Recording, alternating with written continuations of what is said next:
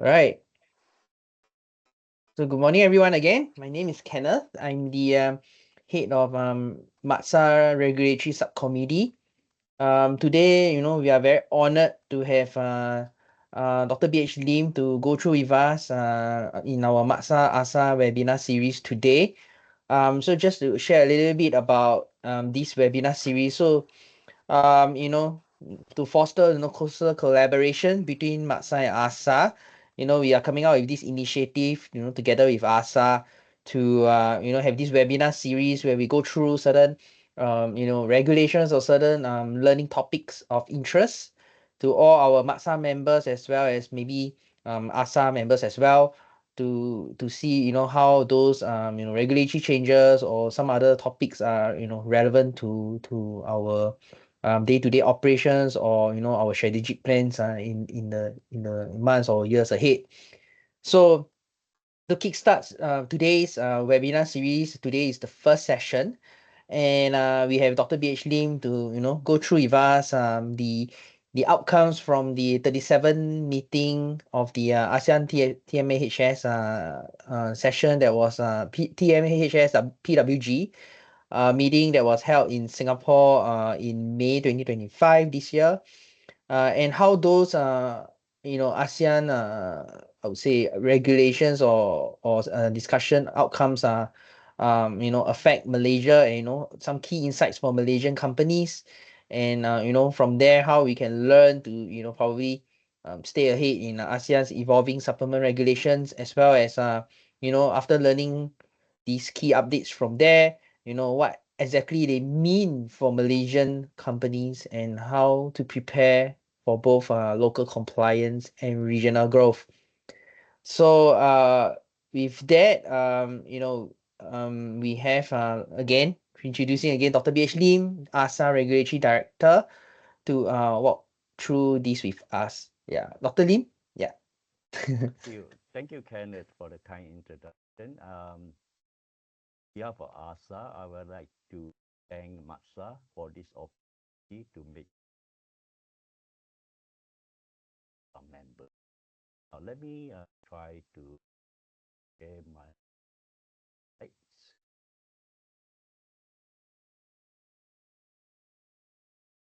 I hope see my slide now. Yes, we can see. Okay, Yeah. okay, wait. Let me.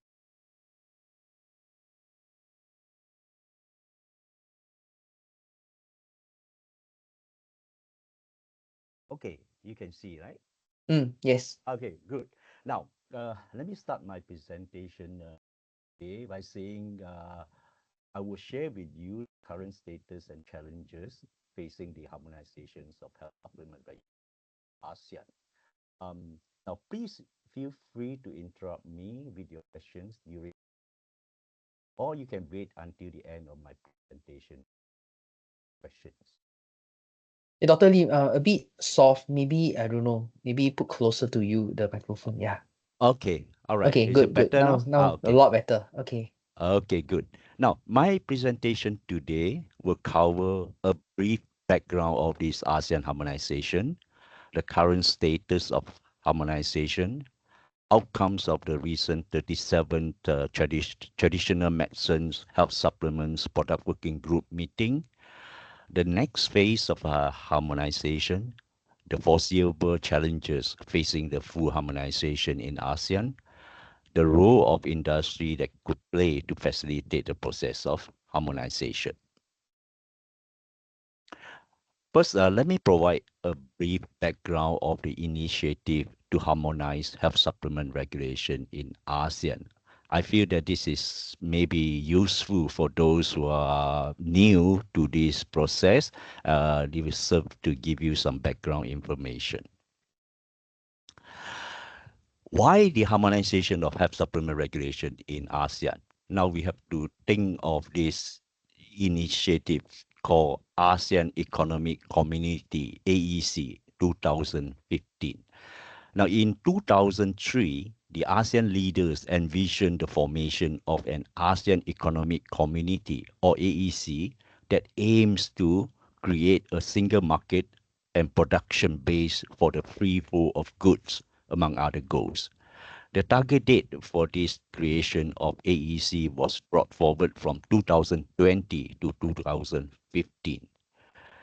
Now, to facilitate a free flow of goods within ASEAN, there must be measures in place to reduce non-tariff technical barriers to trade.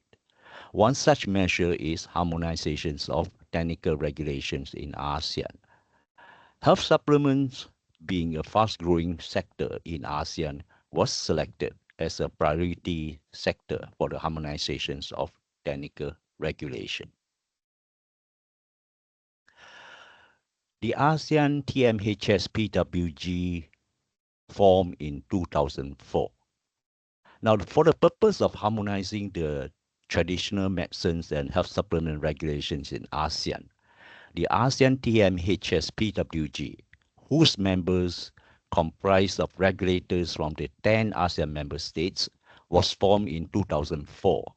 Now, this is a photo of one of the many TMHS PWG meetings that we had.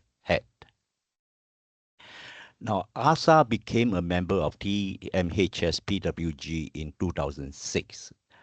Now, this is in line with the spirit of public-private partnership.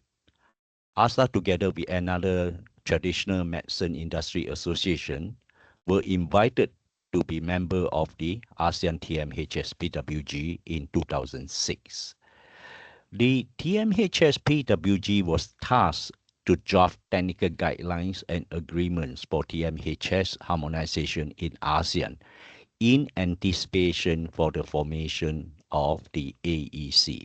So during the course of the meetings, we work very hard. Sometimes for many years, we have 4 meetings a year just to meet the target date of AEC formation in 2015.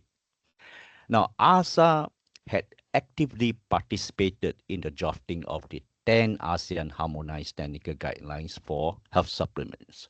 In fact, ASA acted as co-lead of the task to draft 5 out of the 10 technical guidelines together with other ASEAN member states. Here you can see the list of the 10 ASEAN harmonized technical guidelines for health supplement or HS. As what I said just now, ASA was very active as co-lead to draft 5 out of the 10 technical guidelines together with other ASEAN member states or AMS. We worked with Indonesia to draft the guidelines on negative list. We also work with Indonesia to draft the guidelines on stability and shelf life. For the drafting of guidelines of safety substantiation, we work with Indonesia and Philippines. We also work with Philippines to draft the guideline on claims and claim substantiation. Last but not least, we work with Thailand to draft the guidelines on maximum levels of vitamins and minerals. ASA has cemented our place as a co-lead of these guidelines. So any future revision of these guidelines, ASA will continue to be involved, and this is a very strategic move for the industry. While the task of drafting guidelines on claims and claim substantiation, as well as maximum levels of vitamins and minerals, was officially co-led with Philippines and Thailand respectively, ASA assumed full responsibility for drafting these 2 very important guidelines to ensure the industry's interests are safeguarded as much as possible. Now, what is the current status of ASEAN harmonization of health supplements regulation? As far as the implementation of these 10 ASEAN harmonized guidelines in Malaysia is concerned, NPRA has not implemented the ASEAN negative list of active ingredients yet. If eventually NPRA chooses not to implement, it is okay for the industry. But if NPRA bans a certain active ingredient, not listed in the ASEAN negative list, ASA can act on behalf of MASA to raise it for discussion at the ASEAN meeting. NPRA also has not implemented the ASEAN list of permitted additives. If eventually NPRA chooses not to implement it, but still bans the use of a certain additive or excipient permitted in the ASEAN list of permitted additives, ASA can also act on behalf of MASA to raise it for discussion at the ASEAN meeting. As for the contaminant limits, NPRA has partially implemented the ASEAN microbial limits, which is okay for the industries, since the Malaysian limits are not more stringent than the ASEAN limits. Meanwhile, the NPRA has fully implemented the ASEAN heavy metal limits for lead, arsenic, mercury, and cadmium. On transmissible spongiform encephalopathy control, or TSE, control, the NPRA has not implemented the complete ASEAN guidelines on TSE. The NPRA currently only requires the submission of a BSc certificate if using capsules from bovine gelatin.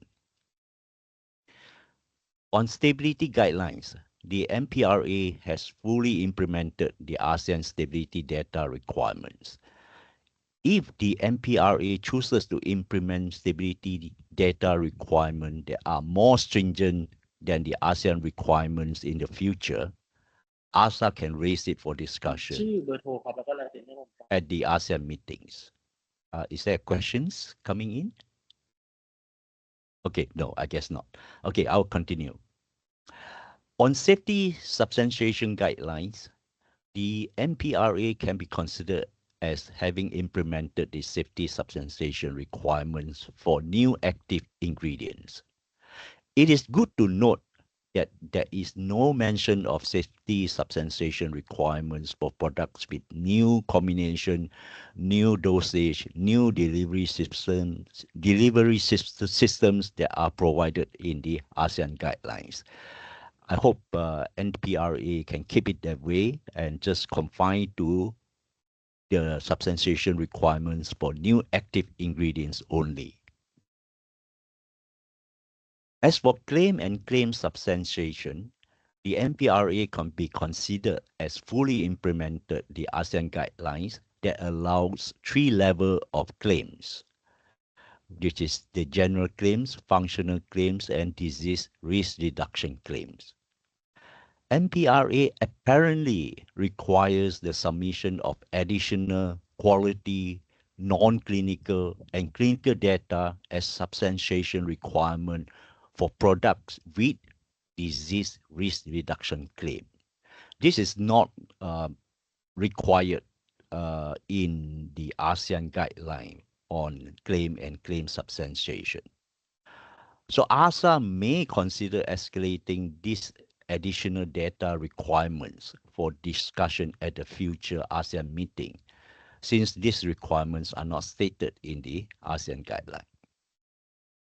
On GMP, we understand that NPRA has not used the ASEAN GMP guidelines for HS for GMP audit purposes. Not yet, yeah. For product registration purposes, we understand that NPRA can accept other certificates deemed to be equivalent to the desired GMP standard of NPRA, such as pharma or TM or processed food GMP. Yeah, this is good as what I said just now. The NPRA can be considered as having implemented the basic mandatory labeling information stated in the ASEAN labeling guidelines. On maximum levels of vitamins and minerals, the NPRA has fully implemented the ASEAN maximum levels, which is very good. The NPRA also allowed higher levels of iodine and iron than the ASEAN maximum levels, which is even better. Now, during the process of establishing the ASEAN maximum levels, ASA helped to convince MPRA to allow the use of vitamin K in health supplements at below the ASEAN maximum level. Now, before this, vitamin K was not permitted for use in health supplements in Malaysia in the early years. Sorry. Please note the implementation status of ASEAN technical guidelines for HS in Malaysia presented here is based on our best interpretation, and it does not represent the official position of the Malaysian authority.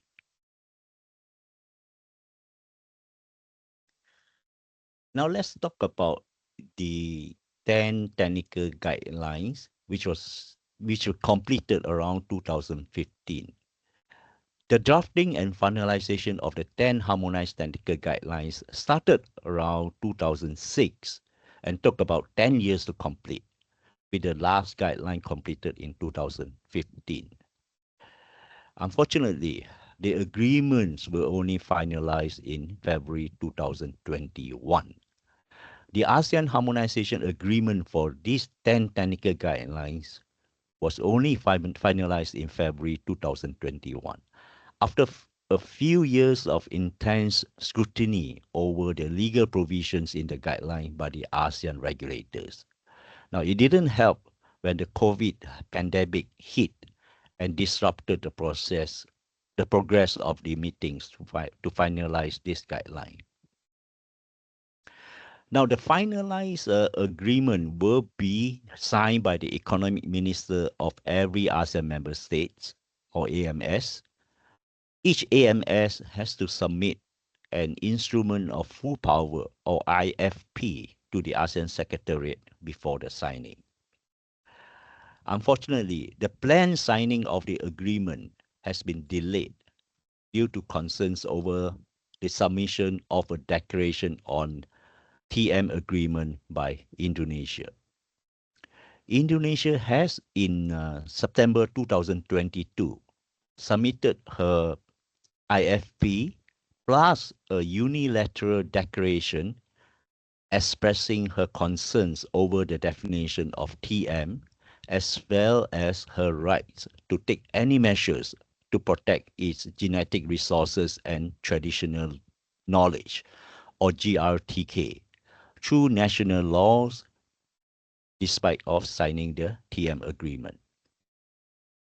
Now, all other AMS view the Indonesian's declaration as, in actual fact, a reservation to enable Indonesia avoid having bound by certain parts of the TM agreement. Now, this Indonesia's declaration has been the main topic of discussion for the past 3 years, and there's still no conclusion to date. Now, I want to share with you a few notable outcomes of the recent 37 TMHS PWG meeting held on 19 to 22nd May 2015 in Singapore.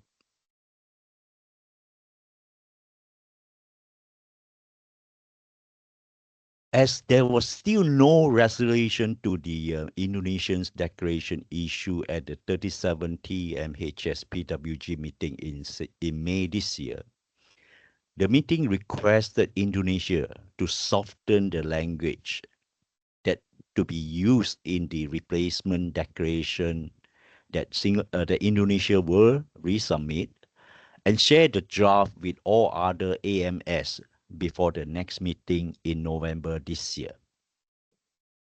Now, because of the change in Indonesian government, Indonesia has to issue a replacement declaration.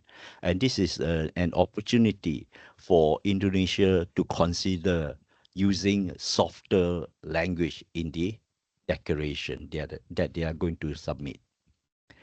Oh, sorry.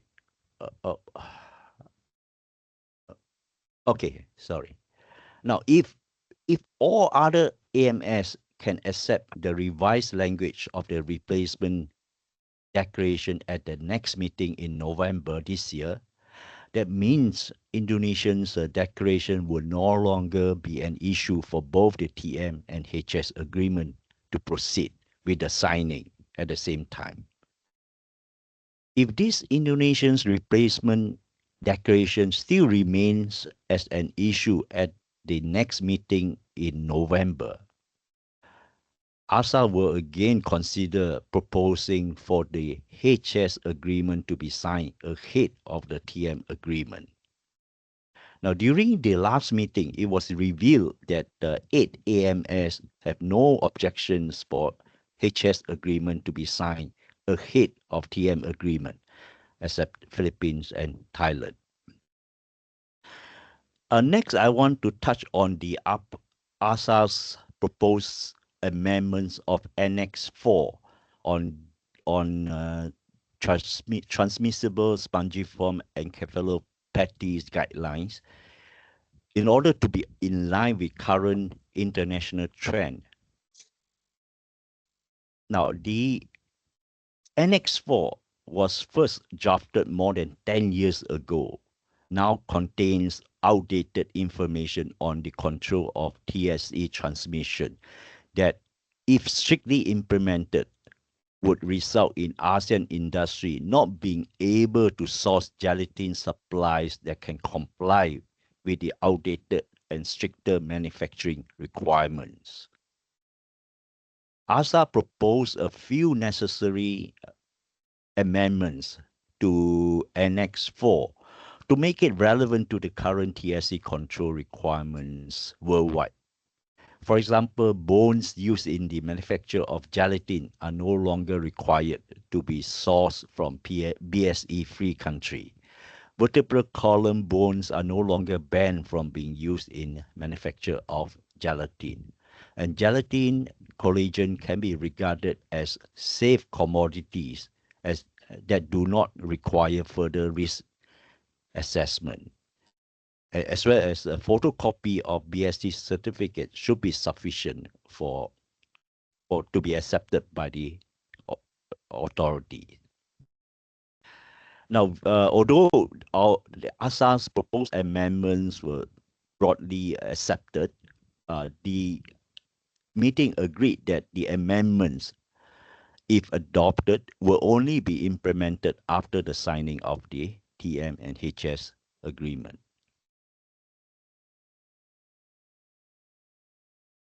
Now, let's talk about the next phase after the signing of the agreement by the ASEAN economic ministers. Assuming everything goes well at the next meeting in November and the AMS can proceed to prepare for the signing of the agreement.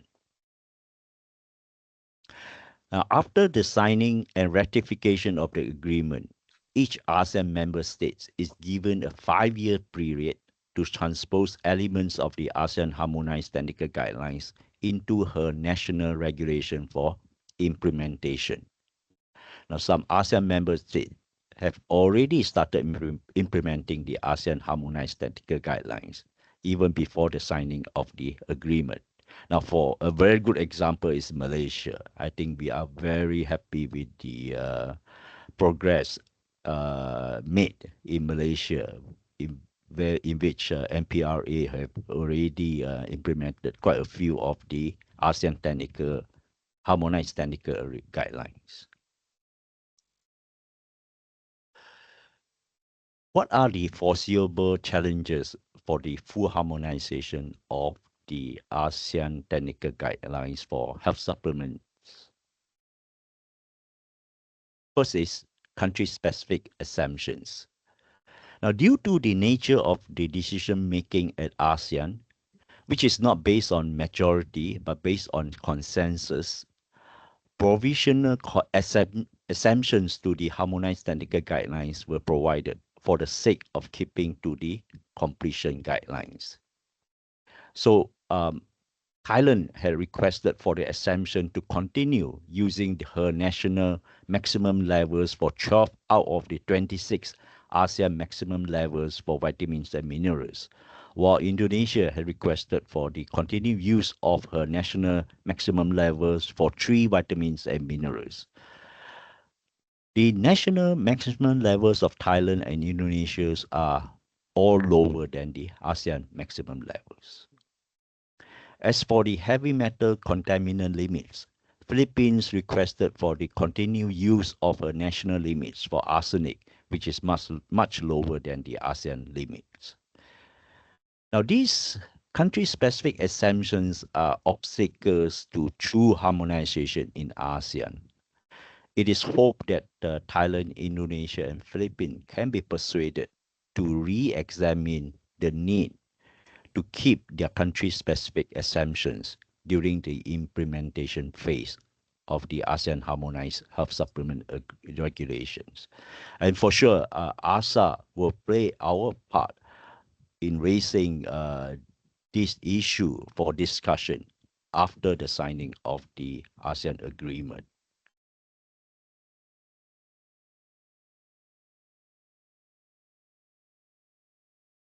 As ASA is aware of the challenges and issues that might arise during the implementation of the ASEAN Harmonized Technical Guidelines, ASA would like to play the role of a facilitator to encourage quicker and uniform harmonization to reduce regulatory trade barriers among ASEAN member states.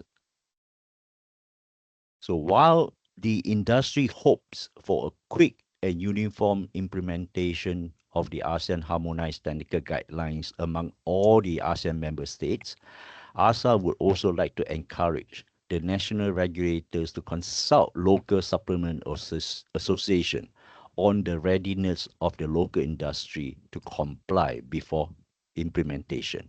This is important as we do not want to see local industry suffer when the local companies still do not have the capability to meet some of the stringent technical requirements of the ASEAN guidelines.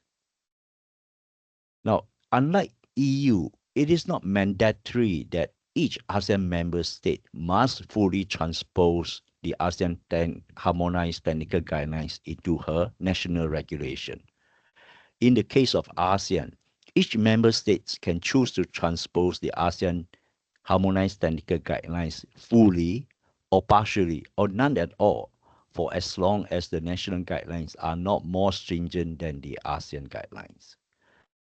In other words, for as long as the national guidelines will not impede trade among the ASEAN member states. For example, the Thai FDA has decided not to implement stability and GMP guidelines for supplements in Thailand, and she will also not impose this requirement on imported products. So, so there is no impediment to trades if they do not implement some of the ASEAN technical guidelines. It is fine. So I come to the end of my presentation. Thank you for your attention. I will be happy to answer questions if you have any. Thank you. Thank you. Thank you, Dr. Lim, for insightful sharing. Um, I think there. Okay, so for everyone, I mean, this is the Q&A slot right now. If you have any questions, feel free to type in the chat box, or you can unmute yourself and probably introduce yourself and and before you share your question. I think someone has written something there. Is will we get this deck after the call? Dr. Lim, are you going to share with us? Oh yeah, no problem. But I will sort of PDF it, make it into sort of yeah, no Okay, issue. Yeah. thank you. Thank you. Um, Maybe let me start one question before the rest write in their question. So, I mean overall, probably just a quick snapshot.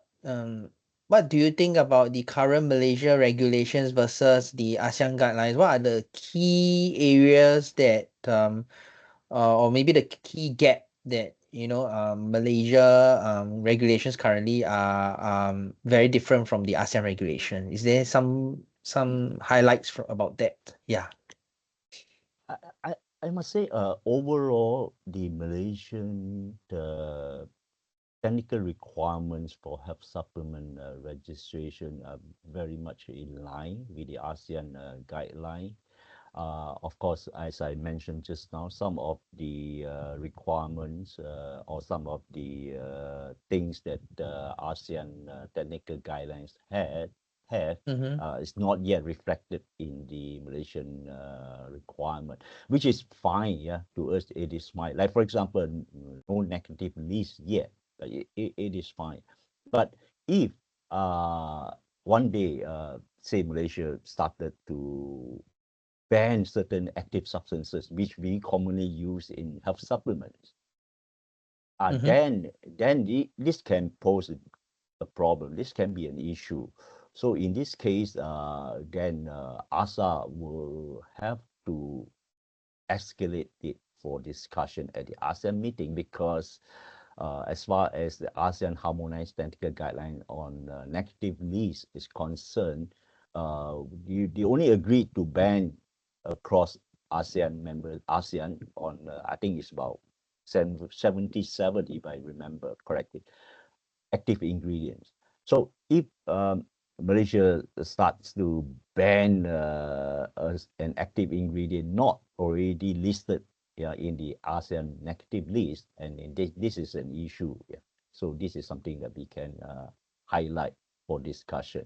And it has to be discussed at the ASEAN platform. Yeah, you must understand because I think it would be very difficult for you as MASA to raise it to MPRA because the MPRA can say this is Malaysia's sovereign right to ban anything. Yeah, which is true, which is true.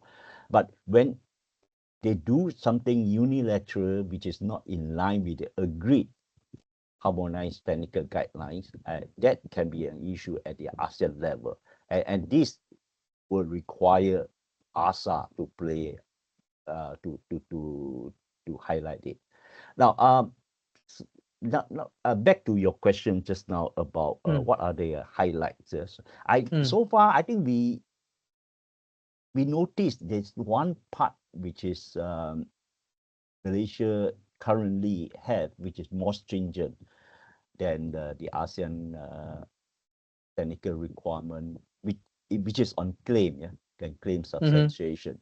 Mm. I think MPRA requires additional quality data, non-clinical study data, and even clinical study data for products with disease risk reduction claim, which is what not actually in line with the ASEAN guidelines on claim and claim substantiation, because the ASEAN claim and claim substantiation requirement is actually pertaining to the data to meaning the efficacy data, yeah, the Mm. data to prove the benefits of that ingredient so that that product can carry the disease risk reduction claim.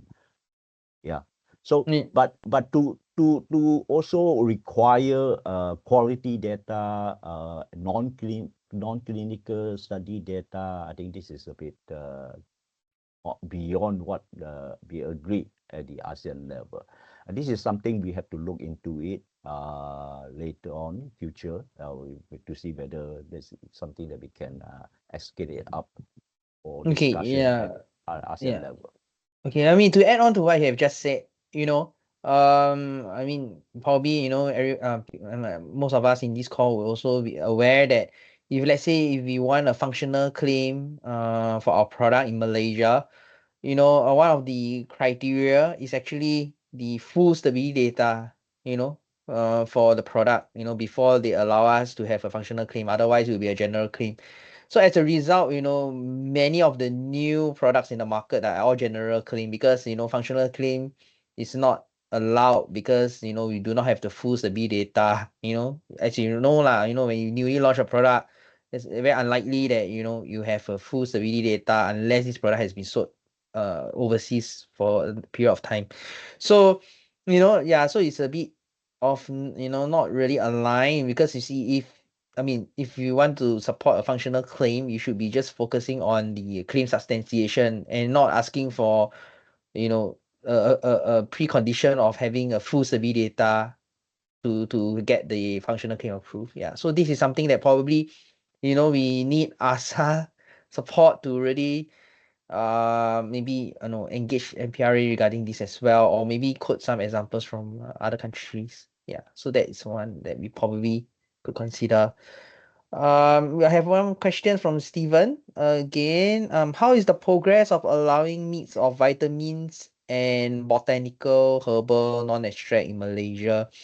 Common combination overseas, but we cannot leverage on MOQ, minimum quantity, and bring it to Malaysia. Yeah, so maybe any thoughts about that, Dr. Lim? I think you are talking about combination. I would assume this is you are referring to combination of vitamins, minerals, and plus other herbals, correct? And well, this is something that not yet discussed at the ASEAN level. Yeah. So we have not really at the ASEAN level to say what kind of combination okay, what kind of combination not okay. But at the ASEAN level, it was also mentioned in the safety substantiation requirement, saying that product with new combination, yeah, may require safety substantiation. And this actually got us very worried, actually. ASA, we fought very hard. We tried to reason with the regulator to say that this shouldn't be the case, because we don't see anywhere else in the world that requires such safety substantiation for new combination, because the potential harm to the industry is very great. But yeah, but we are we are alone, and then with all the other regulators, they are very much into this kind of thinking. So we have no choice but to yeah, to let it be the case. But coming back to Stephen's questions, I guess it's a bit difficult too at the ASEAN level to bring up this issue. I mean, to be honest with you, because when it comes to pre-market requirement or pre-market authorization requirement, each ASEAN member states have the freedom to decide what is required for before they approve the market, before they approve a product to be placed in a market. So when we do not yet have a framework on combination, I think is tough. It's a bit. I mean, this is my personal interpretation. Yeah. For now, from the top of my head, I think it'll be a bit difficult to highlight it at the ASEAN level. But having said that, I think we can work together with with MADSA, to see we can do something at a national level, meaning talking directly to NPRA, citing examples of other situation in other countries, like Australia, for example, complementary medicines. They allow all the combination, free combination, for as long as the active ingredient is listed, yeah, in their list of approved active ingredient. I think this is I'm not sure whether that answers Stephen's questions, but this is my thoughts on these questions. Okay. Um, so I think to add on, right, to this comment, probably, when there is multi ingredients in the product, I suppose, one challenge would be the acceptance of QBI, right? I mean, right now Malaysia has a QBI guidance, of course, but it's sometimes quite restricted and very challenging maybe the manufacturer in their country of origin, might not have the ability to run some tests to identify the assay or something like that.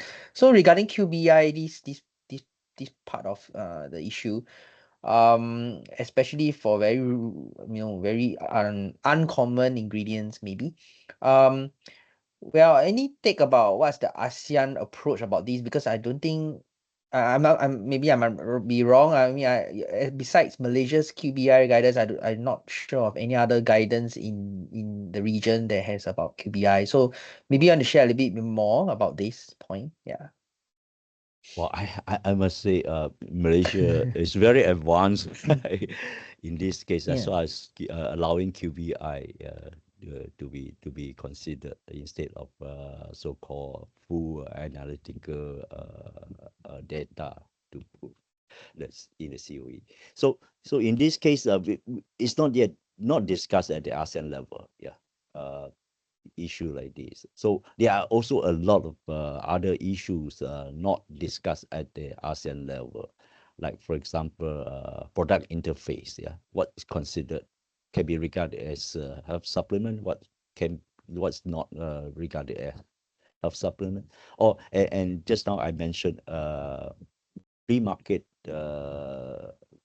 authorization requirement also not discussed. Yeah, you cannot harmonize. No harmonized pre-market requirement. Things like this, not yet. But I'm not saying that it would not be discussed in future meetings. But for now, we don't see, yeah, Okay. things So like am I this right to happen. say right now out of the 10 ASEAN member states, only Malaysia has guidance on QBI right now? Yeah, as far as I know,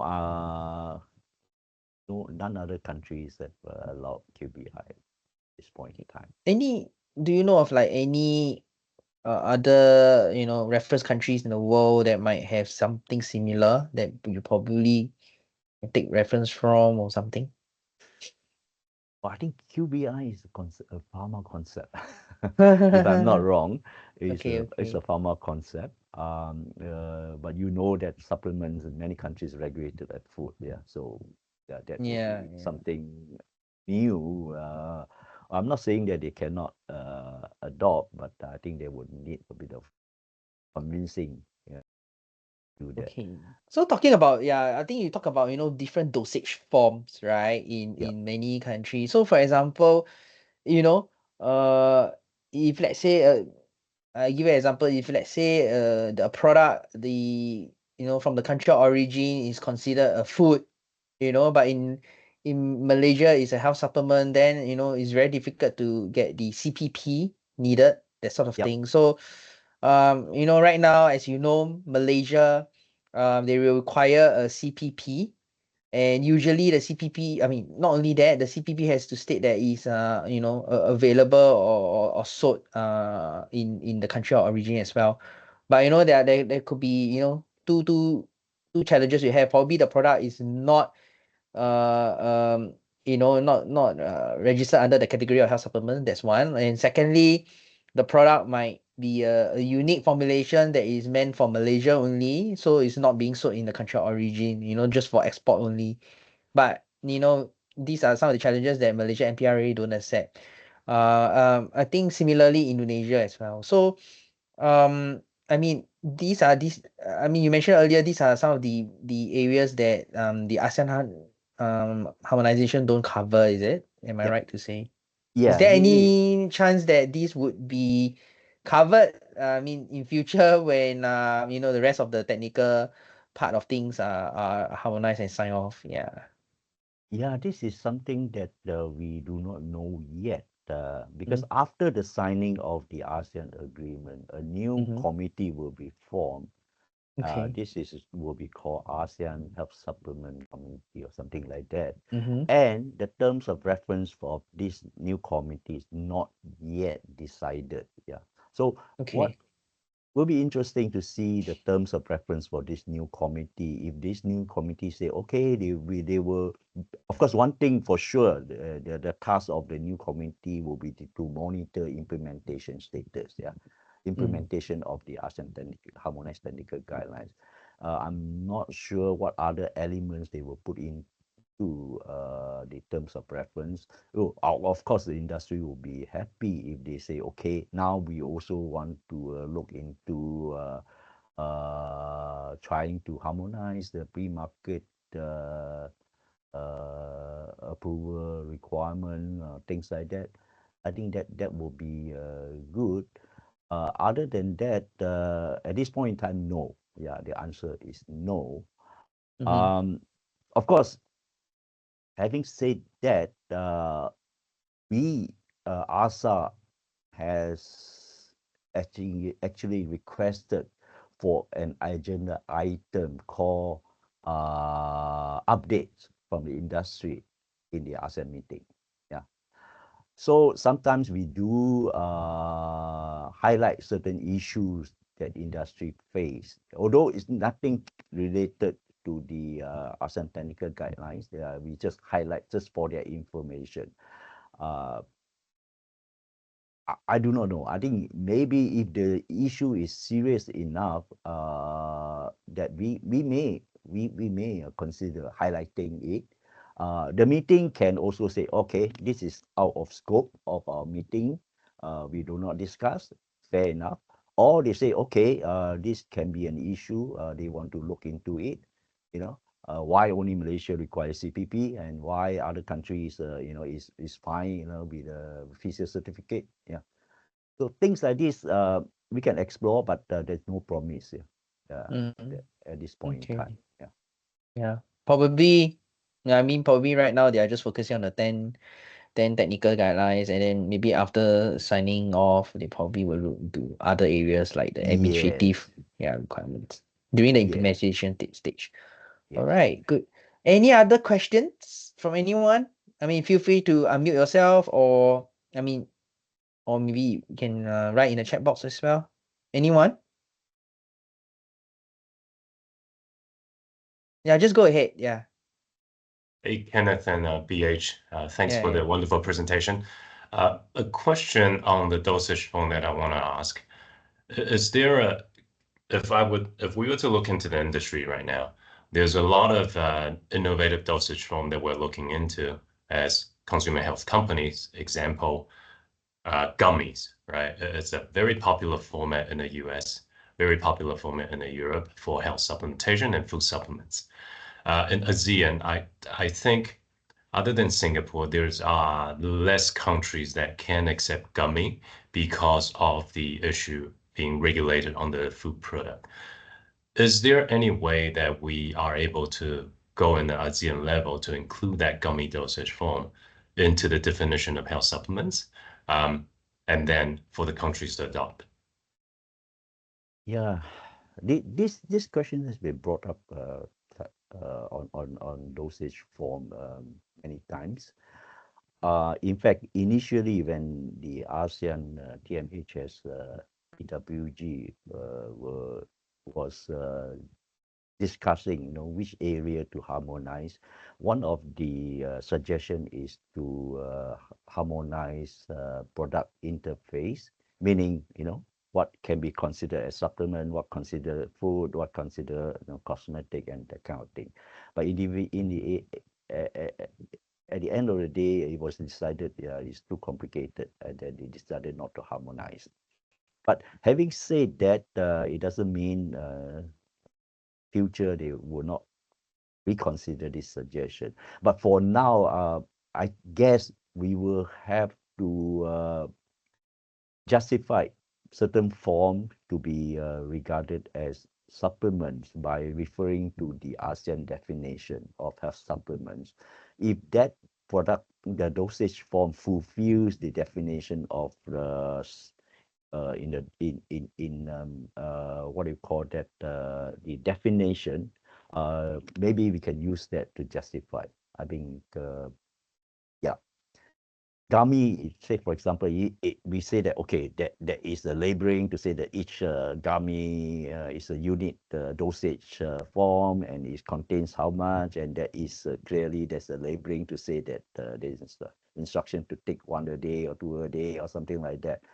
I mean, just example, and all that, all the elements are already expressed in the ASEAN definition of health supplement. I think we have enough ground to tell the regulators that, hey, now it fulfills the definition, why it cannot be regarded, cannot be regulated as a supplement.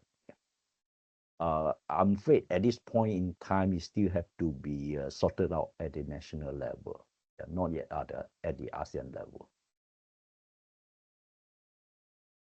Okay, thank you.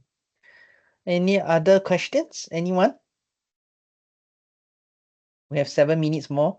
Hi, Don't be this is shy. Catherine here. Oh, This is yeah, go Catherine. ahead. Yeah, go ahead. Yes. Hi, thank you for the informative session.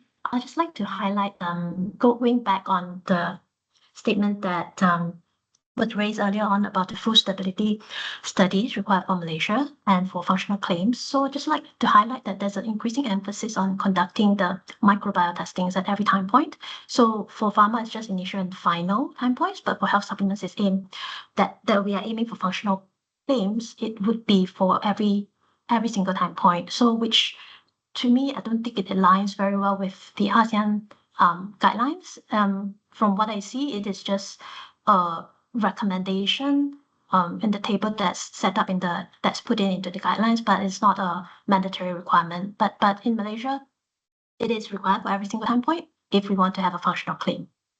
So it's something that I hope that maybe can be brought up to from MADSA and also from ASA. Thank you. Yeah, thank you for highlighting issues like this. This is where ASA comes in. I think this is what we hope member association can highlight to us what kind of issue that you face, during implementation of the ASEAN technical requirement guidelines. And then we collate all this, and then potentially we can bring it up for discussion at the ASEAN level, especially when a member state is doing something very different. Yeah, the way they interpret the guideline is very different from us, other ASEAN members. Like for example, what you mentioned just now about the requirement of full stability data and the microbial limit testing at every time point. If other members they don't do it, yeah, that this is something that we can bring it up for discussion at the ASEAN level. But again, here we can't really do it now, unfortunately, because we have to wait until the ASEAN agreement has been signed, because only then we can say, okay, now that you have signed the agreement, you agreed to all the annexes to the agreement, meaning you agreed to the ASEAN technical guideline, and the ASEAN technical guidelines doesn't contain this part, and yet now you're introducing something more stringent, the ASEAN technical guidelines. Then this is something that we can escalate for discussion at the ASEAN meeting. Yeah, I hope that answers your questions. Thank you. Thank you very much. Okay, thank you. Before we end with a group photo, is there any one last question? Hi, this will be, it's Oh, not the okay, last go ahead. question. Yeah, yeah, I just okay, go want to ahead. clarify the question that asked by Catherine, because in our last meeting when we met up with MPRA, Dr. Sita did explain that why they require the testing on microbial for every interval is because of the growth pattern for the microbe is in the bell shape. So they wanted to know whether it will be actually growing shoot up in the middle of the study. So that's why they are actually enforcing that it must be tested at every interval. This is the explanation given by MPRA. Also, it has got nothing to do with the product having a functional claim. No, that Okay. So it's Okay. this is the Thanks. justification given, because of the pattern of the growth, it's the bell shape. So they just want to monitor the growth of the microbe during the stability. Okay. And this is an individual case pertaining to that individual product, I presume? Is it going to be applied all across all products? It should be applied across all products. I see. Okay. Okay, point taken. All right, so with that, let's have a group photo. I'm going to please turn on your camera. I'll be doing a group photo. Let's see how many can we put. 50 like this. Right.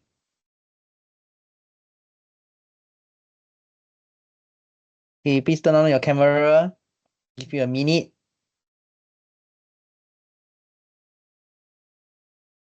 See many familiar faces. Thank you for joining.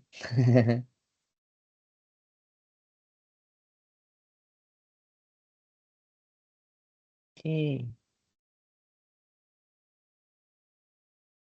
10 seconds. Think just quickly powder your face, quickly put some lipstick, and then you can turn on your camera, a fast one. 10 seconds.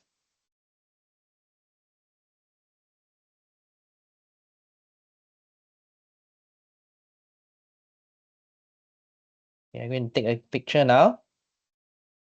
5, 4, 3, 2, 1.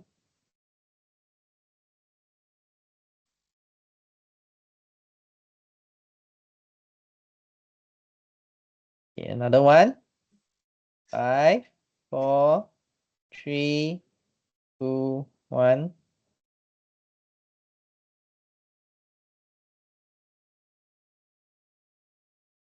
Yeah, I think I saw someone blink. Okay, again. One last one, right?